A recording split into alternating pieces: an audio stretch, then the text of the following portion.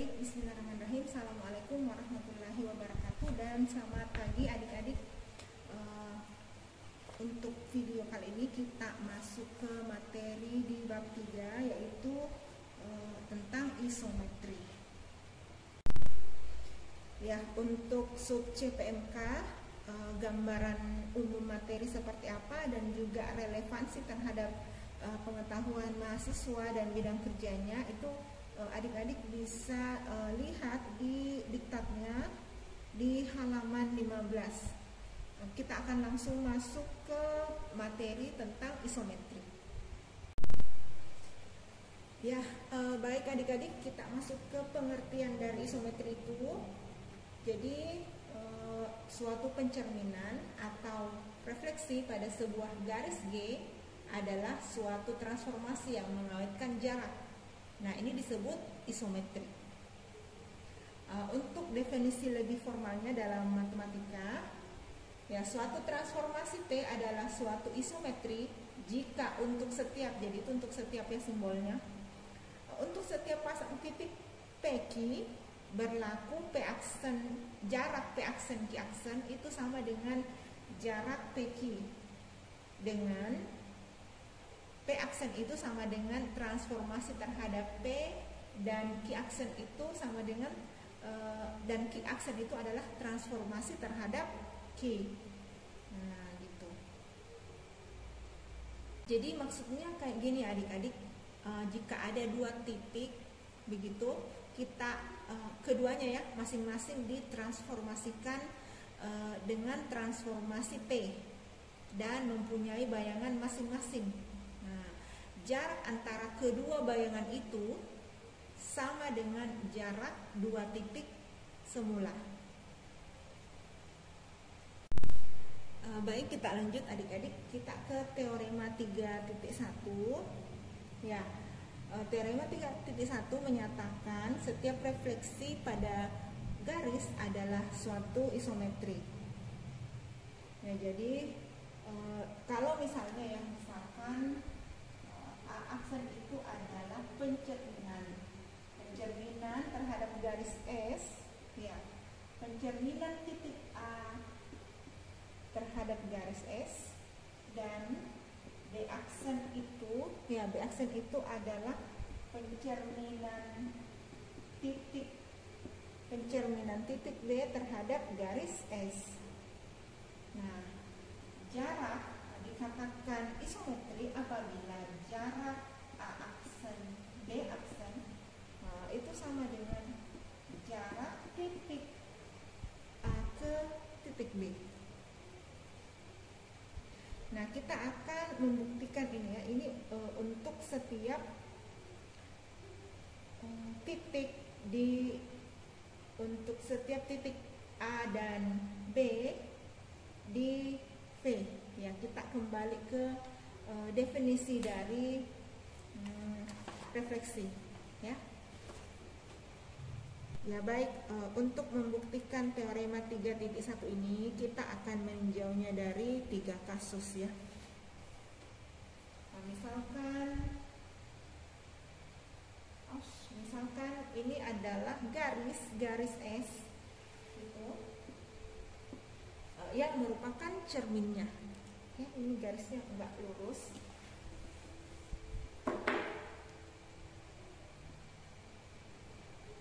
Ya, anggaplah lurus ya adik-adik. Nah, kita akan meninjau 3 kasus. Jadi kasus pertama, jika dua titik sebarang yang kita ambil terletak di S. Nah, kemudian kasus kedua, jika hanya salah satunya saja yang terletak di garis S. Kemudian kasus ketiga, jika kedua-duanya tidak terletak di S. Gitu ya. Jadi kita akan periksa masing-masing kasus tersebut. Nah, baik, kita ke kasus pertama terlebih dahulu. Kasus 1.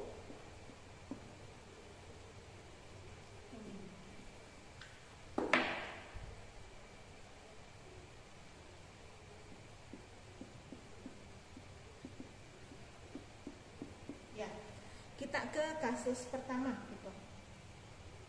Jika kita mengambil titik A di sini,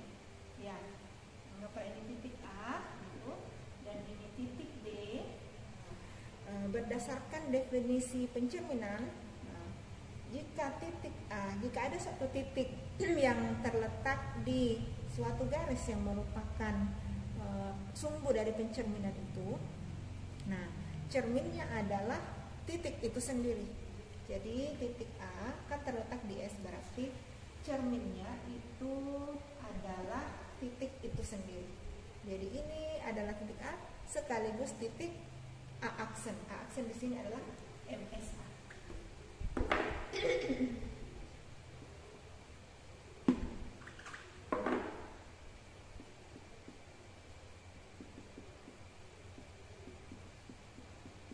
Ya, oke.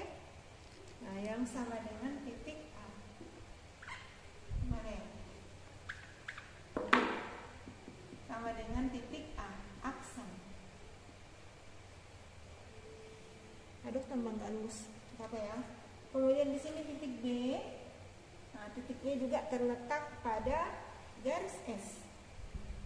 Jadi titik B ini sebagaimana titik A, kalau dicerminkan terhadap S, ya bayangannya adalah dirinya sendiri. Sama dengan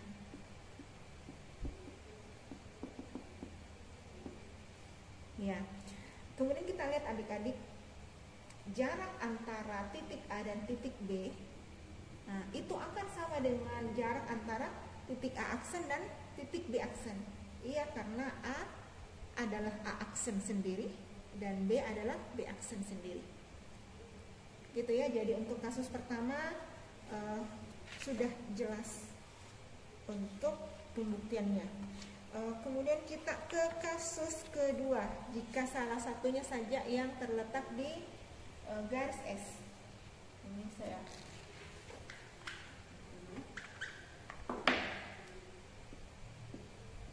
kasus 2.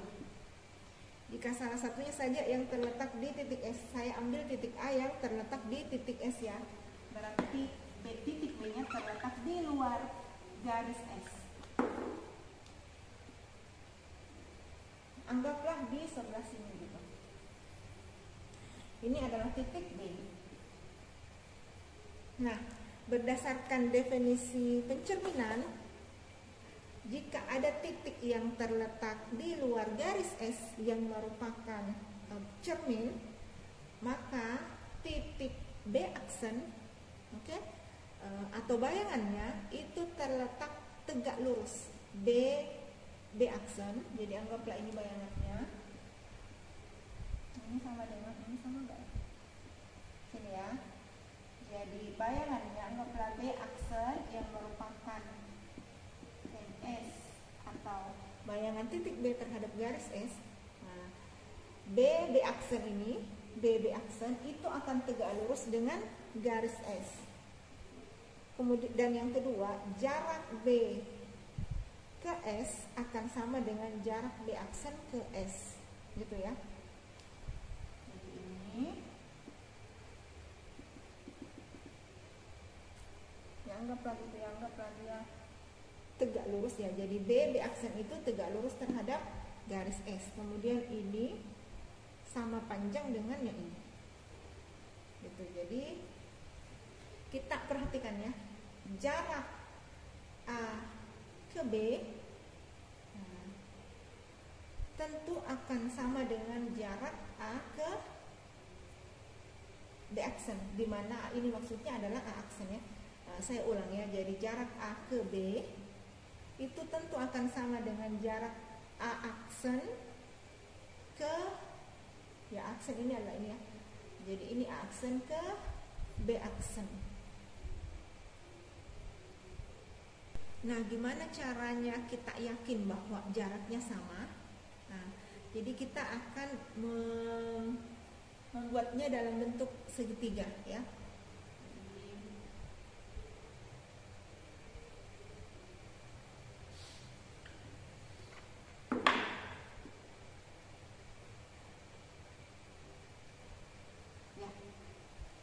Ya, anggaplah bentuk segitiga ya. Nah, perhatikan, kita tidak menganggap ini sebagai satu segitiga, enggak. Jadi kita akan anggap dia sebagai dua segitiga. segitiga A ini saya ambil titik C saja di sini ya, titik C gitu. Oke. Nah, jadi ada dua segitiga yang titik atau garis AC-nya itu berimpit. Jadi segitiga ACB aksen dan segitiga ACB gitu.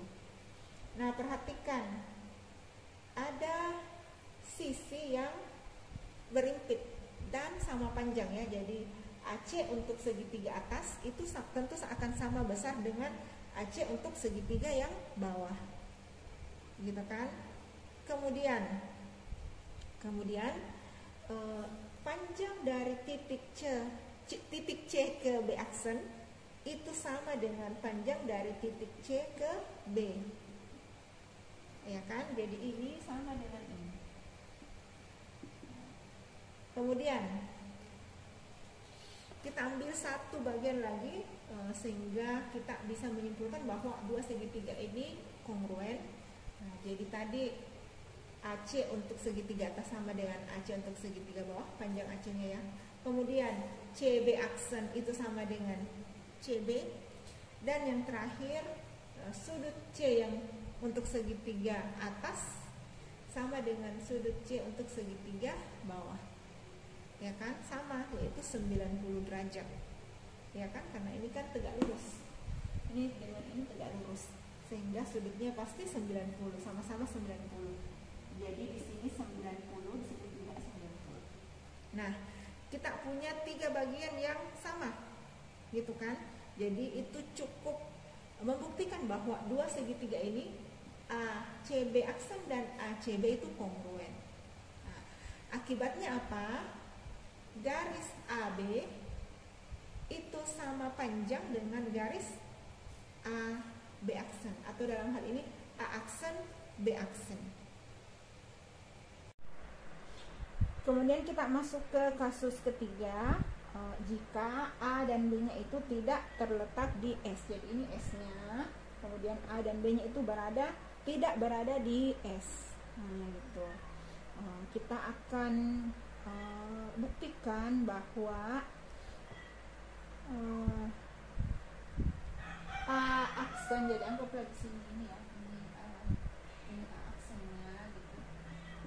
A aksen dan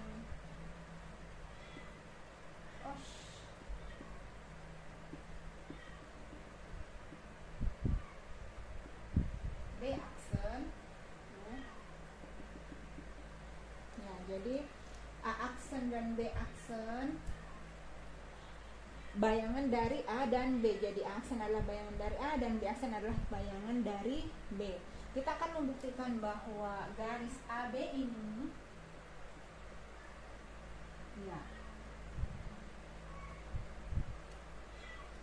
itu akan sama dengan garis AB aksen gitu. Panjangnya akan sama dengan garis A aksen B aksen.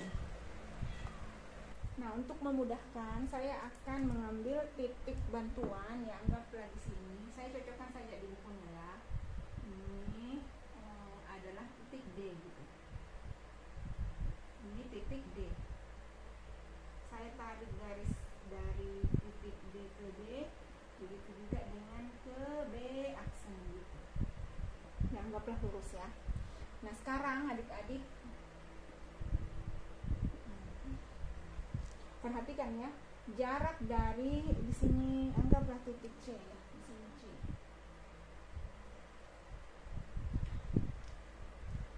Jarak B ke C ya itu sama dengan jarak C ke B aksen. Jadi ini sama. Ini saya perjelas dulu garisnya.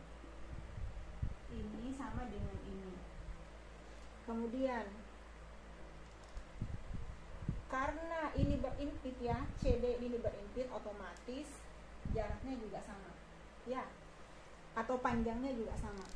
Jadi panjangnya ini sama, kemudian panjangnya ini sama. Nah, terus ini sudutnya adalah sama ya, ini sama sudutnya, ini juga sama-sama 90 derajat. Nah, perhatikan ini sama, ini sama,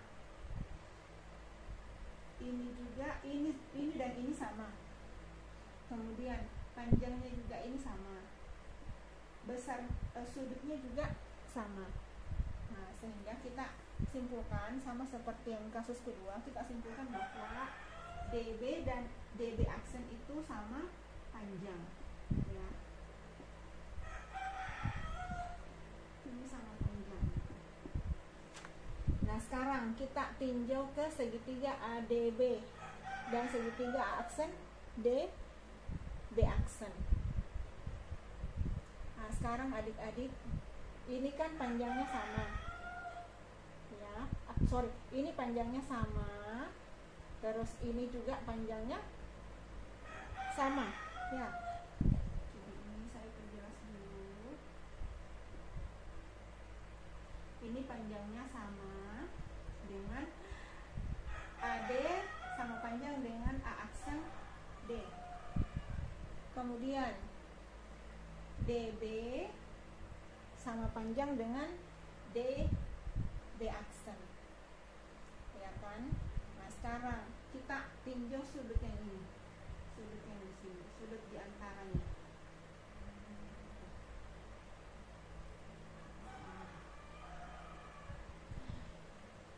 Nah, perhatikan ya, kan dikatakan bahwa segitiga CDB dan segitiga CDB aksen itu kan kongruen, ya.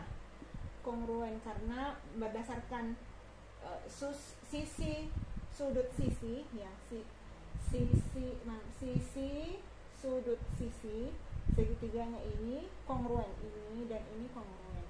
Nah, artinya apa? Sudut-sudut yang sepadan, ya, atau sudut-sudut yang seletak atau seposisi, ya, anggaplah seperti itu, ya, itu juga sama besarnya. Nah, ini akan sama dengan ini, sehingga, nah, ini kan 90 derajat, ini 90, gitu. Ini 90 derajat dikurangi sudutnya ini, berarti anggaplah di sini X derajat, ya. Ini X derajat, gitu. Karena ini sama dengan ini, otomatis besarnya ini juga X derajat, gitu kan? Jadi X derajat itu sama dengan 90 derajat, gitu, dikurangi sudut dari CDB. Sudut CDB. Begitu juga dengan sudut DA aksen, B aksennya. Nah, ini juga sama, ya. Kita anggap dia sebesar X derajat. Nah, perhatikan. Sudutnya sama, sudut yang seletak sama besar. Kemudian panjangnya ini A ke D sama dengan panjangnya A aksen ke D. Kemudian sisinya yang ini juga sama panjang. Berdasarkan aturan sisi sudut sisi segitiga ADB dan segitiga A aksen DB aksen itu kongruen. Artinya apa? Panjang sisi dari AB itu sama panjang dengan A aksen B aksen, gitu, ya. Sehingga A segitiga, ya, segitiga A D B itu kongruen. Kongruen itu gimana sih? Ini kongruen. Ini kongruen, ya. Dengan segitiga A aksen D B aksen. Akibatnya,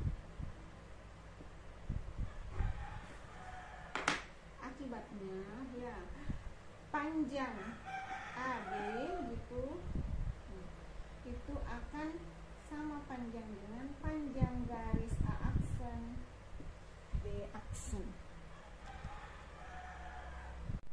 Nah, sehingga kita simpulkan adik-adik teorema 3.1, ya, bahwa setiap refleksi pada garis adalah suatu isometri karena dia mengawetkan jarak. Nah, kita ke definisi 3.2. Saya cantumkan di atas, ya, definisinya. Suatu transformasi disebut kolineasi Ya, jika hasil transformasi sebuah garis lurus akan berupa garis lurus lagi. Ini jelas ya. Kalau ada garis lurus, kita transformasikan hasilnya berupa garis lurus juga, kita namakan itu kolineasi. Selanjutnya kita langsung ke teorema 3.2. Nah, 3.2 itu menyatakan bahwa suatu isometri itu punya 3 sifat. Ya, teorema 3.2 ini saya cantumkan juga di atas ya. 3 sifat isometri itu, yang pertama memetakan garis menjadi garis. Ya, yang kedua mengawetkan besarnya sudut antara dua garis. Dan yang ketiga mengawetkan kesejajaran dua garis. Jadi isometri itu memuat 3 sifat-sifat tadi ya. Garis menjadi garis, kemudian besarnya sudut ditransformasikan akan sama besarnya, kemudian jika ada dua garis sejajar ditransformasikan juga akan sejajar, gitu ya. Untuk pembuktiannya adik-adik bisa lihat di bukunya, di diktatnya halaman 17 sampai 18. Ya, akibat dari teorema 3.2 ini adalah apabila ada dua garis, ya anggaplah garis A dan B, dia saling tegak lurus gitu, maka hasil transformasinya yaitu TA dan juga TB itu juga saling tegak lurus, di mana T itu adalah isometri. Baik adik-adik, untuk lebih jelas kita masuk ke contohnya. Nah adik-adik, kita masuk ke contoh pertama ya. Jadi ada gambar seperti ini. Jadi ada garis T gitu, dan garis S juga garis U gitu ya. Nah garis T dan garis S ini dia saling tegak lurus. Kemudian titik B, ya titik B adalah hasil transformasi atau isometri dari titik A. Oke. Kemudian garis U, ya garis U ini adalah hasil isometri dari garis S. Nah, pertanyaannya ya, kita diminta melukiskan garis T aksen yang merupakan transformasi isometri dari garis T. Ya, jadi kita akan melukis garis T aksen. Oke? T aksen itu adalah hasil transformasi isometri dari garis T ini. Nah, sekarang perhatikan adik-adik. Titik A ini itu berada pada garis T. Gitu kan? Nah, sementara bayangan dari titik A adalah bayangan dari titik A adalah B. Nah, akibatnya apa? B ini pasti berada di bayangan dari T. Dalam hal ini T aksen. Nah, berarti B ini terletak di T aksen.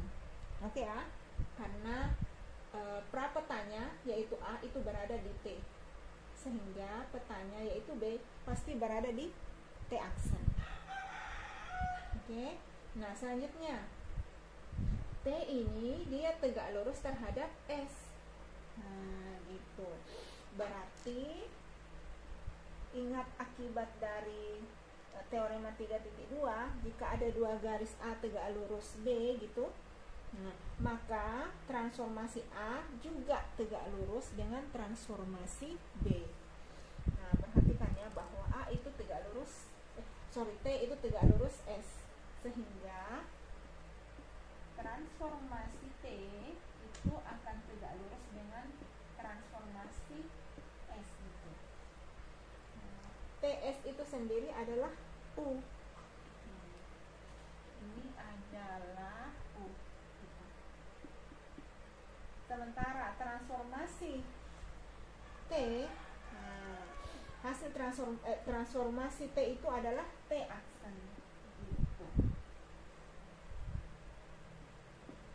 Jadi kita akan melukis garis yang tegak lurus terhadap garis U gitu, tapi melalui B. Tapi dia melalui B, berarti ya seperti ini lah. Gini ya, nggak usah saya gambar ya, dia seperti ini. Dia tegak lurus terhadap U gitu, tapi dia melalui titik B. Ya, perbaiki saya gambar nanti. Jadi ini adalah T aksen. Seperti itu ya. Nah, adik-adik kita lanjut ke contoh kedua. Nah, contoh kedua ini ada gambar seperti ini ya. Nah, di mana kita ketahui bahwa ada dua garis, yaitu garis G dengan persamaan Y sama dengan min X, dan juga garis H. Garis H seperti ini dengan persamaan Y sama dengan 2X dikurang 3. Y dan X ini adalah sumbu koordinat, gitu ya. Nah, kemudian di sini dikatakan apabila MG, ya, apabila MG gitu, apabila MG itu adalah refleksi, ya, refleksi pada garis G, nah, kita diminta menentukan persamaan garis H aksen yang merupakan MGH atau refleksi pada garis H gitu. Jadi ini adalah refleksi pada garis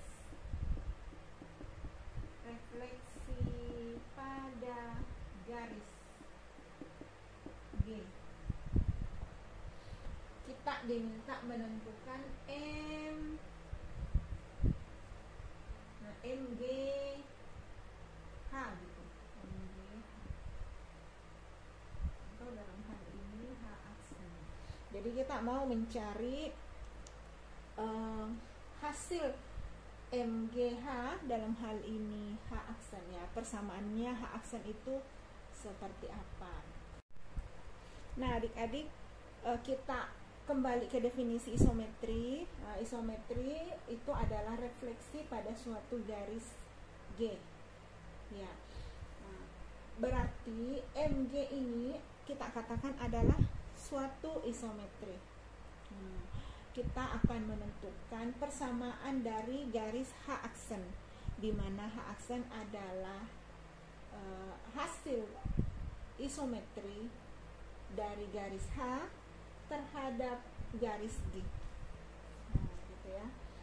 Nah, untuk menjawab soal ini, ya, jadi kita akan mengambil dua titik yang terletak di H, ya, kemudian kita akan cerminkan terhadap garis G. Nah, itu adalah kita akan dapat hasil transformasi dua titik tersebut terhadap garis G. Nah, hasil transformasinya itu adalah dua titik yang terdapat di garis H aksen. Dipaham ya maksud saya ya? Jadi ambil dua titik di H. Setelah itu dicerminkan terhadap G. Hasilnya itu kita bisa menentukan, dari hasilnya itu kita baru bisa menentukan persamaan garis H. Gitu ya. Jadi kita ambil sebarang garis di H. Nah, kita ambil titik potongnya saja ya, titik potongnya untuk memudahkan. Berarti di sini titik potong terhadap sumbu X, titik potong terhadap sumbu Y, dan juga titik potong terhadap garis G ini. Nah, ini saya hapus ya. Nah, sekarang adik-adik kita titik potong terhadap sumbu X. Titik potong terhadap sumbu X berarti Y-nya sama dengan 0, dik. Y sama dengan 0, berarti 0 sama dengan 2X kurang 3. Nah, berarti 2X sama dengan 3. Nah, kita dapat X sama dengan 3/2. Berarti di sini itu 3/2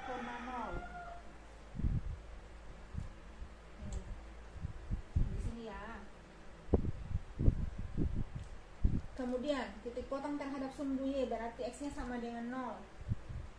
Y sama dengan 2 dikali 0 dikurang 3. Berarti kita dapat Y sama dengan min 3. Berarti di sini kita dapat 0, min 3. Nah, setelah itu ambil titik atau perpotongan dari garis H dan garis G. Berarti kita samakan saja ya. Berarti di sini 2x kurang 3 itu sama dengan min x. Min x. Berarti di sini ini pindah ke kanan ya. Berarti 2x tambah x sama dengan 3. Jadi 3x sama dengan 3. X-nya sama dengan 1. Nah, ini kita substitusi ke atas sini. Ke H kita dapat X-nya sama dengan 1 ya. Berarti Y sama dengan 2 dikali 1 dikurang 3. Kita dapat 2 dikurang 3 min 1. Jadi titiknya di sini adalah 1, min 1. Nah, sekarang kita dapat 3 titik yang melalui garis H. Nah, 3 titik ini akan kita cerminkan terhadap garis Y sama dengan X atau garis G. Gitu. Jadi ini saya hapus dulu. Nah, adik-adik, kita akan cerminkan titik 3/2,0 terhadap garis G. Gitu. Garis G adalah Y sama dengan min X. Nah, berarti kita hasil cerminannya ini terhadap garis G adalah 0, min 3/2. 0, min 3/2. 3/2 berarti 1 sama ya. Berarti di sini. Nah, di sini 0, min 3/2. Nah, di sini anggaplah titik apa yang cocoknya? P ya, P ya. Nah, ini titik P. Berarti bayangannya adalah P aksen. Kemudian ini titik 1, min 1 gitu. Nah, dia terletak di garis G, berarti bayangannya itu sendiri. Jadi di sini Q. Nah, itu sama dengan Q aksen. Gitu ya, karena dia terletak di garis yang merupakan cerminnya itu sendiri. Nah, kemudian ini saja sebenarnya sudah bisa kita dapatkan persamaan garisnya ya. Dua titik yang melewati satu garis kita sudah dapat menentukan persamaannya. Sekarang titik ketiga itu 0,3, berarti nanti kita dapat 0,3 berarti nanti kita dapat 3,0 gitu. Nah, 3,0 berarti di sini.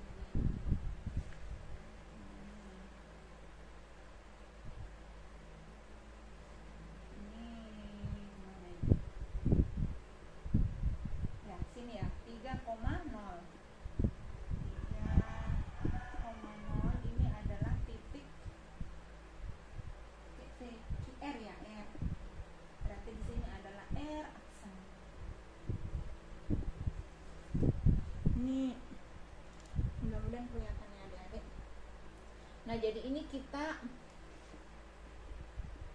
tarik garis yang melalui 3 titik ini. Ini, ya, ini adalah garis H aksen, gitu.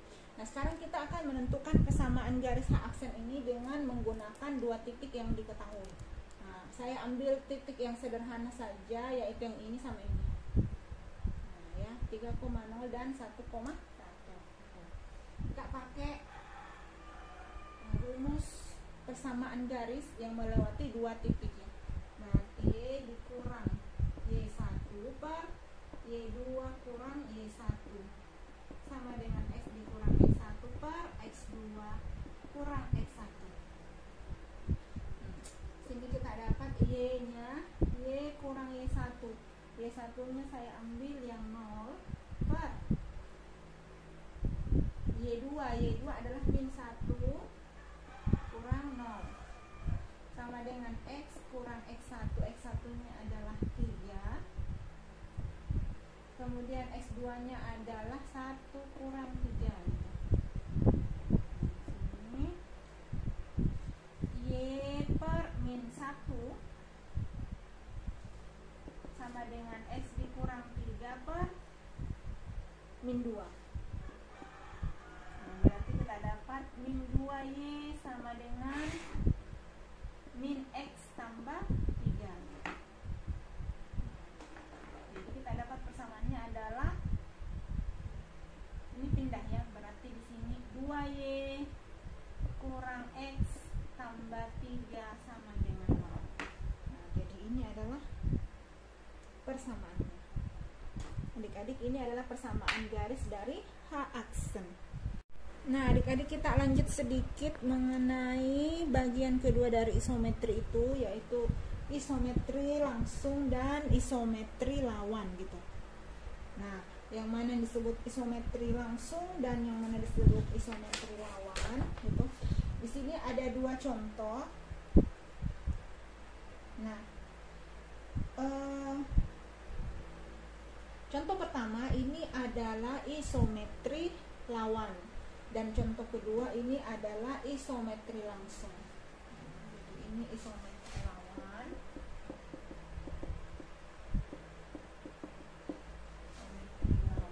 gitu.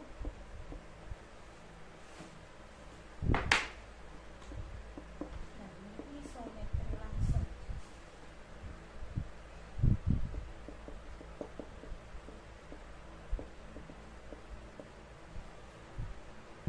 Sekarang kita akan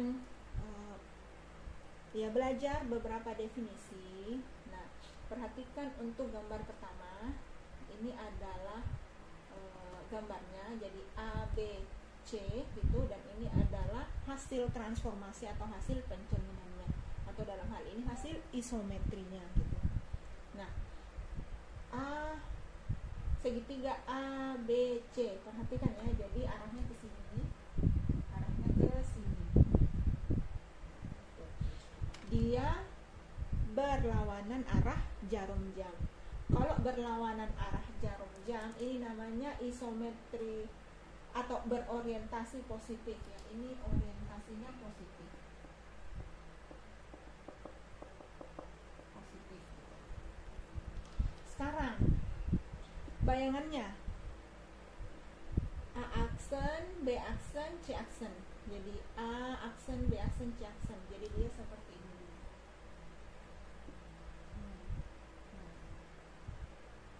Ini orientasinya kita katakan negatif. Kalau berlawanan arah jarum jam, orientasinya positif. Kalau searah jarum jam, orientasinya negatif. Gitu ya. Nah, sekarang ini kita namakan isometri lawan. Kenapa? Karena bangunnya dengan hasil transformasinya itu berbeda orientasi. Kemudian untuk gambar kedua gitu ya, jadi ini ada bangun, ini ya bangunnya ya, PQR. Nah, jadi PQR, jadi orientasinya kayak gini. Ini orientasinya berlawanan arah jarum jam, otomatis orientasinya positif ya, positif. Kemudian kita lihat P aksen, bayangannya ya, P aksen ya, mohon maaf videonya tadi terpotong ya adik-adik, kita lanjutkan. Kita ke bagian bayangannya atau hasil transformasinya, yaitu P aksen, Q aksen, R aksen. Ya, ini juga kita lihat arahnya itu berlawanan arah jarum jam gitu. Berlawanan arah jarum jam berarti dia orientasinya positif juga. Positif juga. Bangunnya orientasinya positif, bayangannya juga orientasinya positif. Sehingga gambar kedua ini adalah contoh isometri langsung. Yang pertama tadi isometri lawan ya, karena bangunnya positif, ternyata bayangannya orientasinya negatif. Gitu ya. Jadi dua contoh ini adalah contoh untuk definisi 3.3, 3.4 dan juga ya teorema 3.4 gitu. Nanti saya cantumkan di papannya ya mengenai definisi dan teoremanya tadi. Nah, berikut adalah definisi 3.3. Ya, jadi yang pertama, suatu transformasi T mengawetkan suatu orientasi ya. Apabila untuk setiap 3 titik tak segaris, ya sebut dia titik P1, P2 dan P3.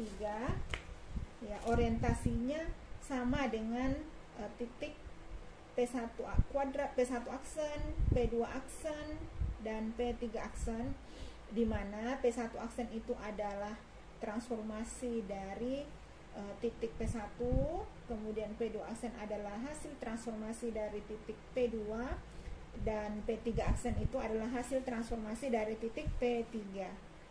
Kemudian di bagian kedua, suatu transformasi T membalik suatu orientasi, ya contoh pertama tadi ya. Apabila untuk setiap 3 titik tak segaris, ya sebut titik P1, P2 dan P3, orientasinya tidak sama dengan orientasi petanya. Yaitu titik P1 aksen, P2 aksen, dan P3 aksen, di mana P1 aksen itu adalah hasil transformasi dari P1, kemudian P2 aksen adalah hasil transformasi dari P2, dan P3 adalah hasil transformasi dari P3 gitu. Nah, sekarang untuk definisi 3.4 seperti ini. Suatu transformasi dinamakan langsung apabila transformasi itu mengawetkan orientasi. Nah, contohnya tadi ada di contoh kedua. Nah, dinamakan transformasi atau isometri langsung. Kemudian, suatu transformasi dinamakan transformasi lawan, dalam hal ini isometri lawan, apabila transformasi itu mengubah orientasinya. Nah, misalkan dari orientasi negatif menjadi orientasi positif dan sebaliknya. Nah, contohnya tadi ada di contoh pertama. Gitu ya. Nah, adik-adik, pada teorema 3.3, nah, situ ada penekanan ya, bahwa setiap refleksi pada garis, ya, refleksi pada garis adalah isometri lawan. Gitu. Nah, untuk buktinya di sini tidak ada, tapi memang sudah jelas ya kalau pencerminan itu ya dia adalah isometri lawan. Kemudian, nah, setiap isometri adalah salah satunya. Apakah dia isometri lawan ataukah isometri langsung? Itu ada di teorema 3.4.